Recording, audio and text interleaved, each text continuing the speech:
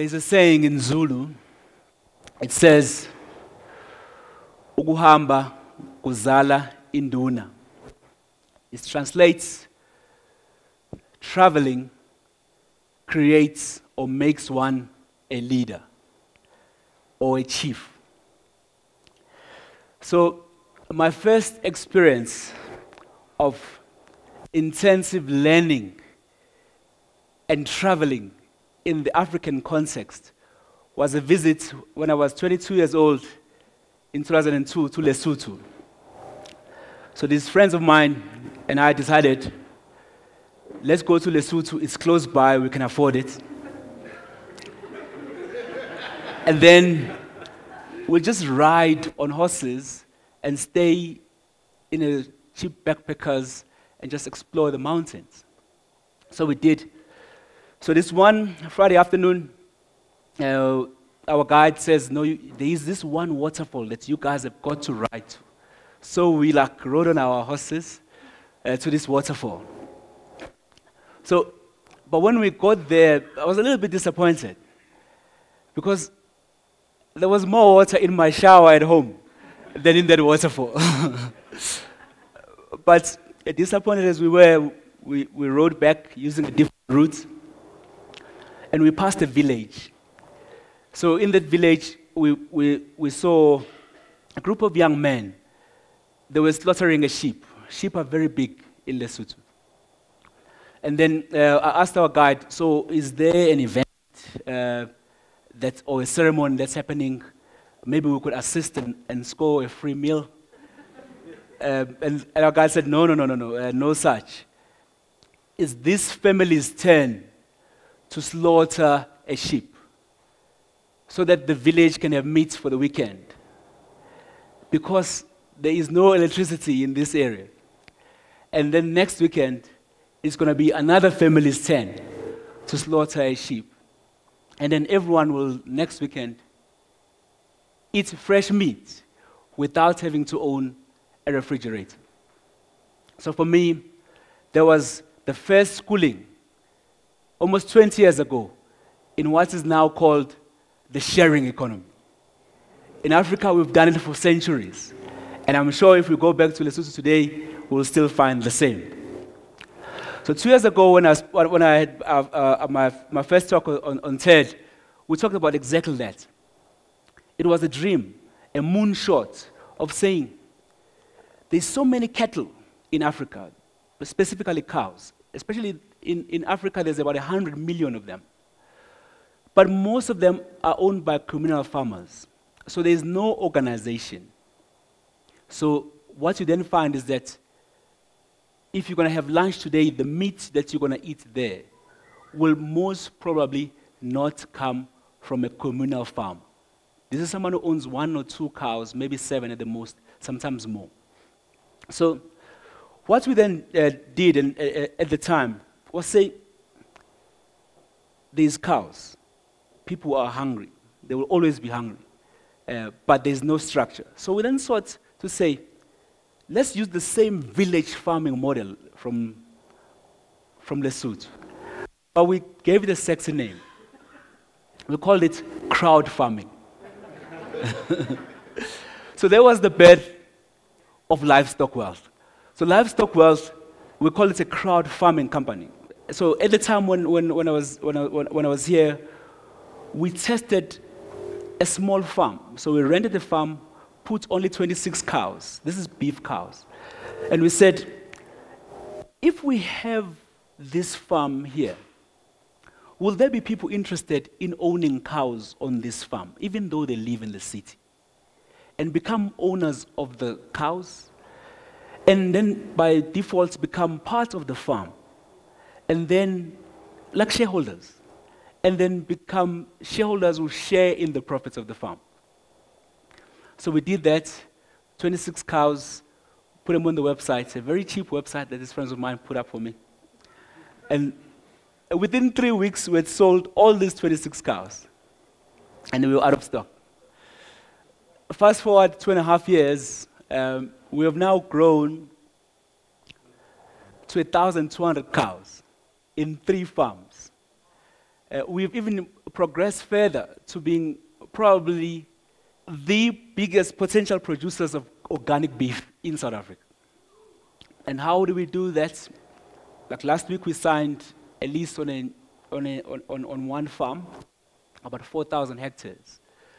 So we go to the communal areas where there is cows, and the farmers don't have a market, and we buy the young ones. And then we move them almost like Madonna adopting a kid and putting him in London.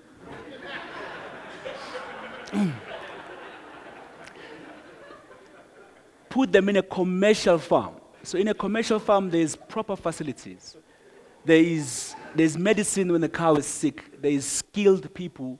There is fences. There is all these other nice things that are in London.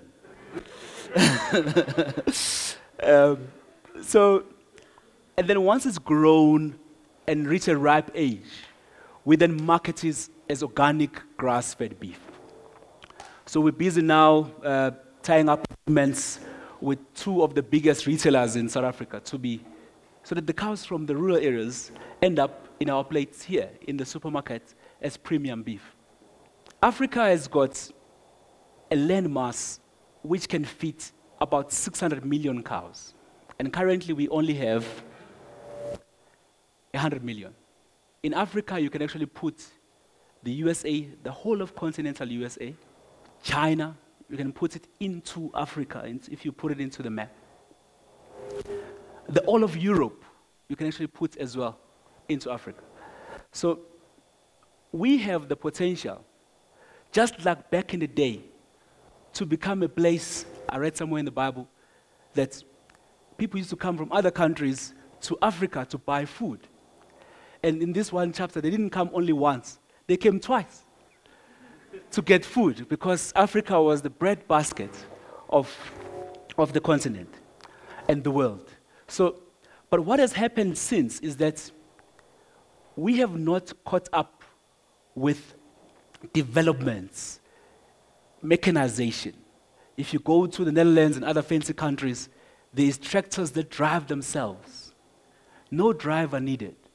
They just move and move and move, and then the maize is cut. Very nice. But in Africa, we've got bigger problems. We can't afford the 10 million rand tractor. That's number one. It's too expensive. And secondly, the lands are not very flat. There's very much hills and valleys. We have a shortage of water. So if we were to try and farm the same way that the Europeans are doing, we are destined to fail. And we have seen this. Many aid organizations have bought tractors for farmers. And if you go there today, there's chickens under the tractor, and the tires are flat, etc. Because there is something that Africa had, which still has, which is crowd farming, where it's not just about me farming alone. It's about me farming a profitable enterprise with other people who are an accountability factor, which then makes the farm then a profitable enterprise. So if you look at how the farm has been structured for thousands of years, is that as a farmer, I need to own the land. And then I also need to have the skill of a farmer. So my grandfather is supposed to be in a farm. My father is supposed to be in a farm. My uncles must all be farmers for me to be the best farmer around. And then lastly, everything that's on the farm, traditionally I need to own all of it. If it's cows, I need to own all these cows because I'm a farmer. And if it's maize or corn, I need to own all the maize because this is my farm. So one of the things that we have done and which we are doing is taking that model, that triangle of land, skill, and production, and dismantling it with a hammer. To say, who said you must own the entire farm for you to farm? Who said you must own all the cows on the farm yourself and be the sole owner of the 100 herd? Who said you must be a third-generation farmer for you to be a farmer? So we've done the first part, which is the crowd farming with the cows in a farm. And we're going to go a step further, where we're going to take the cow and divide it into 4 pieces. So 4 people who don't know each other can become an owner of a cow. And we'll set up, through our app, almost a WhatsApp group where the guys can discuss their cow and their investment. And then proportionately share in the profits of the farm, so that it's affordable. So that you don't have to have, like currently you need about 8,000 rand to own a calf, an organic calf that's going to grow for organic beef. Then you can do it for less. Secondly, the next thing we're doing is saying, if there's a farm for sale, it mustn't be the millionaire who can only buy that farm. We can all, 200 of us here, all through Livestock Wealth, go online and say, okay, here's a farm for sale, www.livestockwealth.com, 12 million rand. How much do I have? Okay, I've got 10,000 rand. And then I will own a proportionate square meterage of that farm and earn a rental from that farm when it is leased to someone who knows what to do with it. If it's a maize farm, and a rental from the maize, and believe you me, that return on the rental will probably be better than putting the money in the fixed deposits, even if all you put in was 10,000 rand for like 10 square meters of farmland. In that way, you got more people getting into the business of buying farms. And then last but not least, we need to dismantle this myth of the domain of farming having to be intergenerational stuff, which we are doing now at Livestock Wealth, which is take all the knowledge that there is and digitize it and make the 100 years of experience irrelevant. How can you do that? There's computer programs these days, algorithms, there's checklists, you can program all these things to say, on this time of the year, because you are in this area, you must vaccinate the cows. And if you haven't vaccinated the cows, like an alarm clock at 5 a.m., that app will keep bugging you that I need to vaccinate the cows. So that's what we're doing. And most importantly, bringing young graduates who otherwise would not be employed straight from universities and giving them access to farms where they can learn their skills. In that way, we are saying, okay, we don't have, we're not born by a father who's a farmer. You know how to farm, but here's the tools to help you to be a successful farmer. So we believe that by taking those 3 things, we can be able to change the narrative. Like in South Africa today, if I wanted to get a loan to buy a farm, all the financial institutions will say, with a very big smile, we don't do primary agriculture, which is, if it's alive or growing, we will never put a cent into it. So in this way, by going back to the Lesotho model of village crowd farming, we can let the bankers keep their money, and then we put our individual small amounts into crowd farming, and then be able to grow primary agriculture, not of just cows, but of any other crop you can eat. And then eventually we can go to the bankers on our own terms, and then we can dictate the interest rates we want on their loan. Thank you.